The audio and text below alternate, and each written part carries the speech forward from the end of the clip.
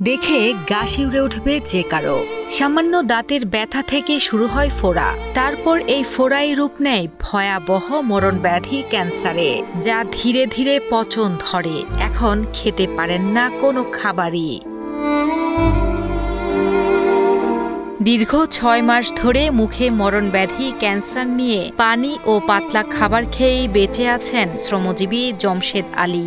আমরা আর ঘর বাড়ি নাই, আমরা অসহায় মানুষ, আমরা ফোরার জায়গা থাকি, দিন আনি দিন খাই। আমার আব্বা বিগত ৬ মাস ধরে ক্যান্সার রোগে ভুগতাছেন, কোনো দানা পানি কিচ্ছু খাইতে পারেন না, শুধু একমাত্র পানির কারণে আসুন আমার আব্বা জীবিত বাচ্চা। অর্থাভাবে চিকিৎসা করাতে না পেরে তীব্র যন্ত্রণায় দিন কাটছে এই বৃদ্ধের। নেই নিজের মাথা গোজার ঠাঁইও। অন্যের দেওয়া জমিতে পরিবার নিয়ে কোনো মতে আশ্রয় নিয়েছেন তিনি।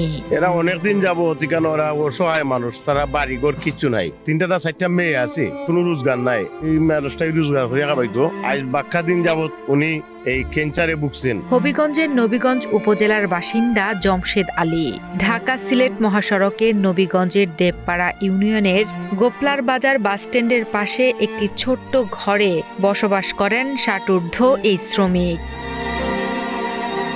রেস্টুরেন্টে কাজ করে স্ত্রী সন্তানদের নিয়ে কোনোভাবে চলত সংসার।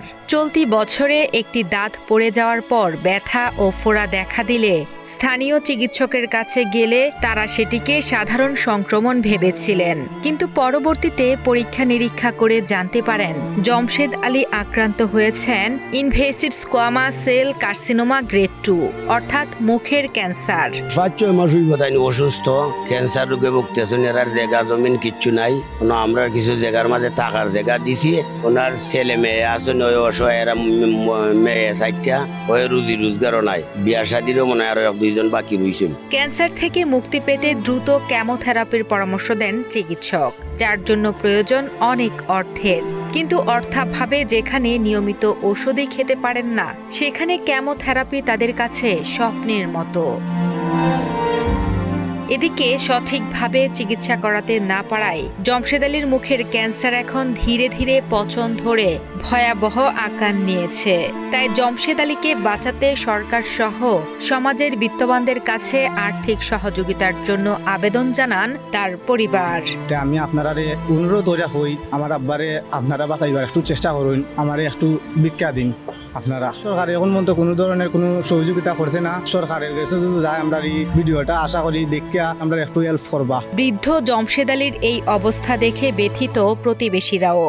সঠিক চিকিৎসা করিয়ে তিনি যেন দ্রুত সুস্থ হতে পারেন, সেজন্য হৃদয়বান সহ সামর্থ্যবানদের অসহায় জমশেদ আলীর পাশে দাঁড়ানোর আহ্বান জানান তারা। তো আমার জমশেদ চাচা আজ থেকে প্রায় অনেকদিন ধরে দেখলাম তাই মুখের মাঝে একটা সমস্যা ক্যান্সার। তো দয়া করে আপনারা সকলে যদি যে ওই দেখেন না গেল এই ভিডিওটা, তাই একটু হেল্প করতে থাকি আপনার কাছে, ওটুই আশা করি আমরা। আমার অনুরোধ সরকারের পক্ষ থাকি উনিরে কিছু অবদান দেওয়া, আল্লাহর হস্তে উনিরে চিকিৎসা লাগে কিছু সাহায্য সুবিধা করা যায়, ওটাই আমরা অনুরোধ সরকার পক্ষের কাছে।